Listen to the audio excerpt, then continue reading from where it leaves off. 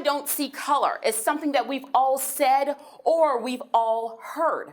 Now, this statement is not meant or not intended to be something that's bad, because when we heard it, the person who said it did not have that intention.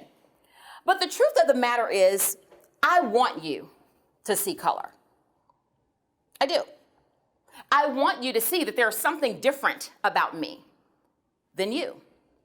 I want you to see that.